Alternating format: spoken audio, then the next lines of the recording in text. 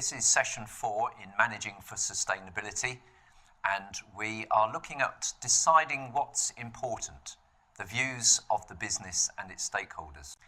We'll be asking the question for a company, among all the possible things that they could do, what are the things that should be tackled in terms of becoming more sustainable? What are the sustainability priorities? We will look at this in terms of listening to the business stakeholders and considering how their views match those of the business and how they would impact the business risks and opportunities. This is going to be done by first looking at stakeholder engagement, and then we'll look at what you do with the information in materiality assessment. So finding the views of your stakeholders is achieved through a process of stakeholder engagement.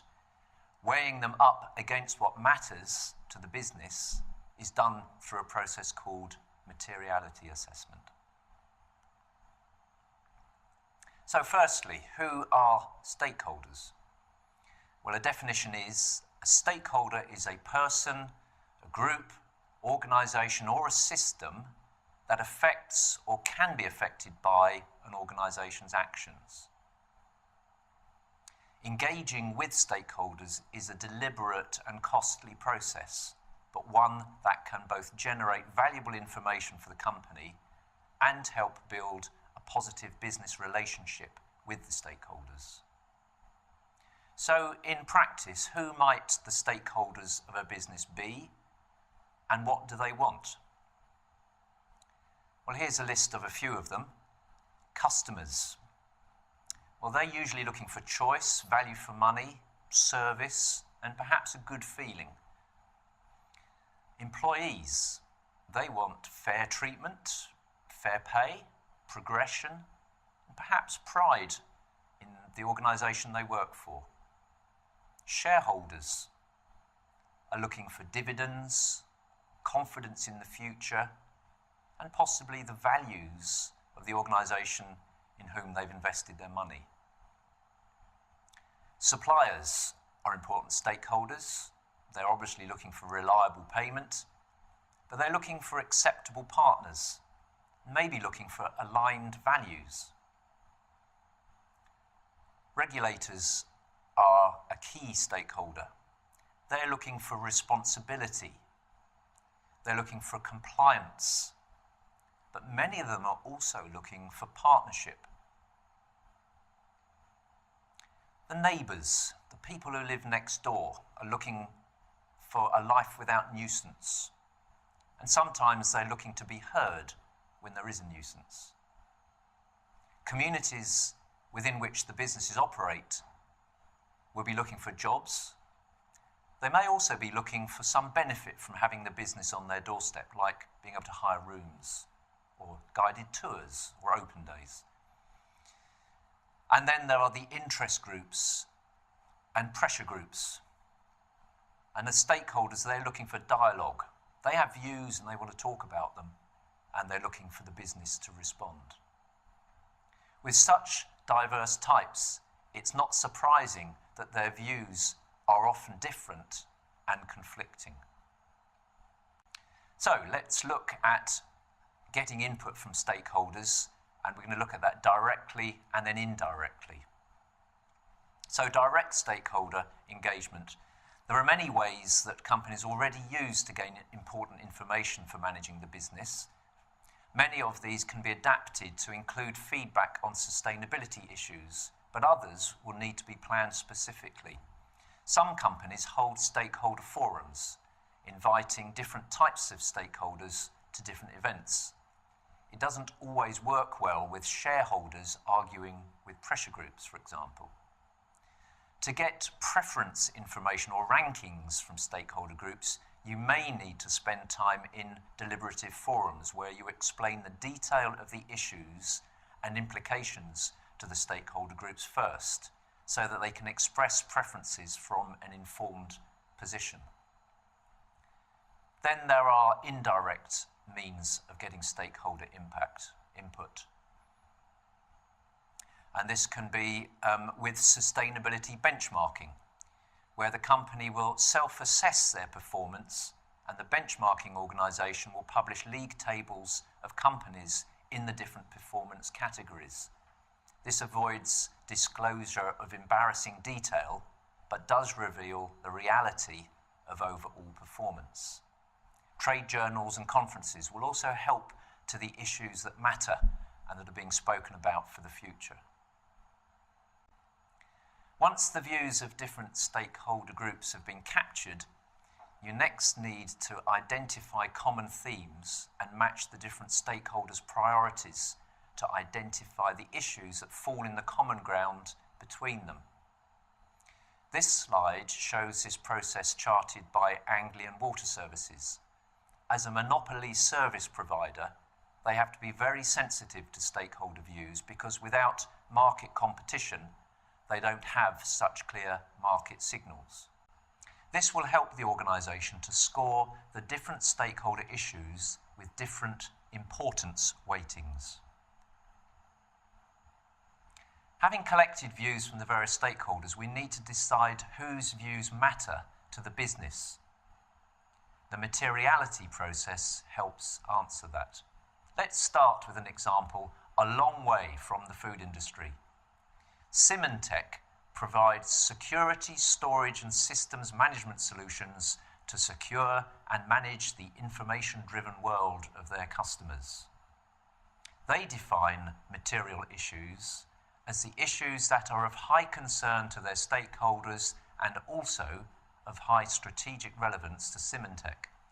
Symantec says that they place these issues at the core of their corporate responsibility approach and communications.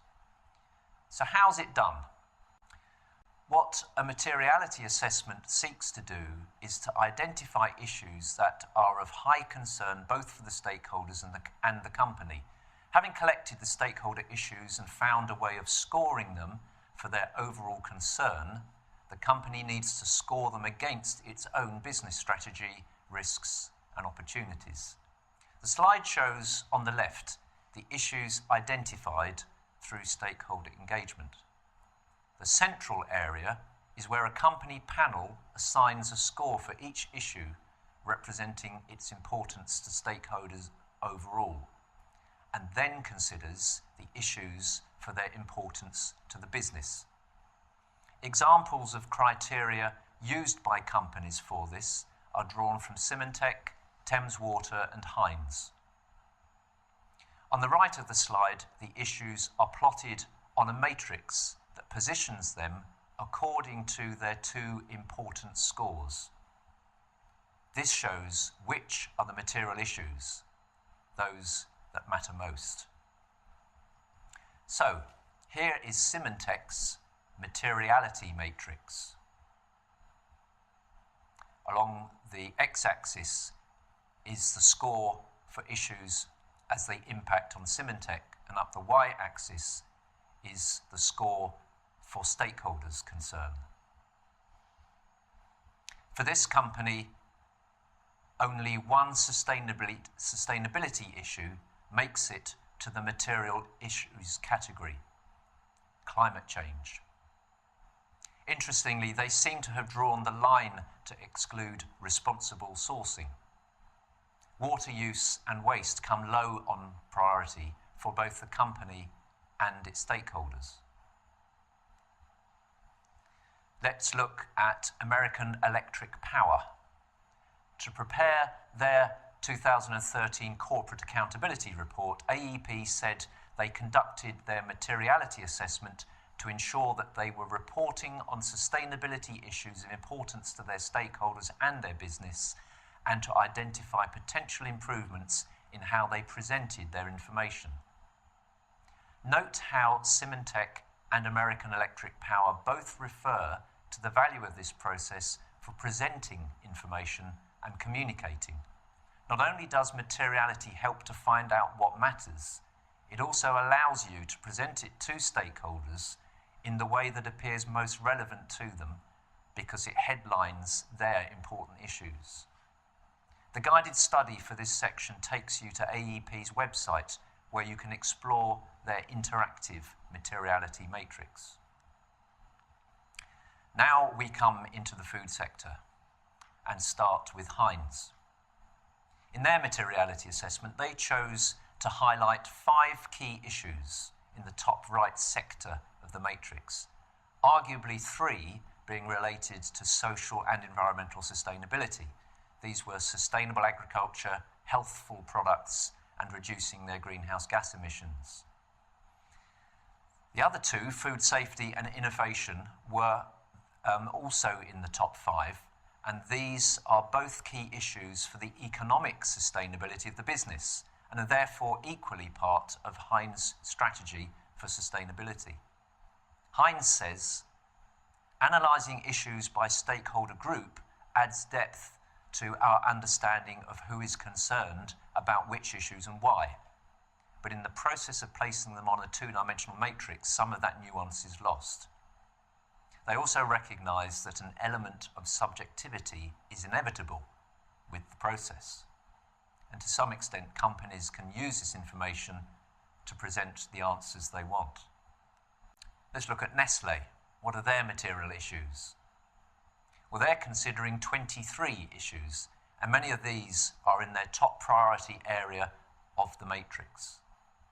Those directly relating to sustainability include food and nutrition security, food waste, human rights, over and undernutrition, product marketing and behaviour, sourcing and traceability, and water stewardship. In their in-depth reporting of this, they reveal how they are tracking the trends in issues, not just a snapshot. This gives them key information about the likely issues of the future.